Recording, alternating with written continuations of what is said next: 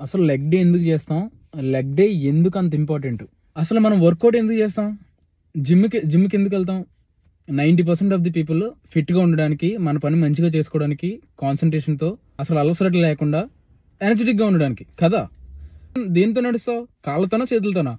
కాళ్ళతో కదా. Biggest muscle అది. నువ్వు దాన్ని ట్రైన్ చేయకపోతే ఎలా? నువ్వు లెగ్ డే చేస్తే ఓన్లీ లెగ్సే అనుకుంటున్నావు.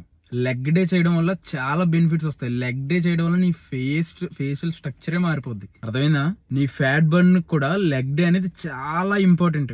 కొంచెం ఓవర్ వెయిట్ ఉంటే లెగ్ డే చాలా స్కిప్ చేసి అప్పర్ బాడీ మీద అన్ని ట్రాన్స్ఫర్మేషన్ చేసుకోవాలనుకుంటారు. కానీ కాదు, లెగ్ డే చేసుకుంటే బ్లడ్ ఫ్లో స్పీడ్ ని పెంచేస్తుంది.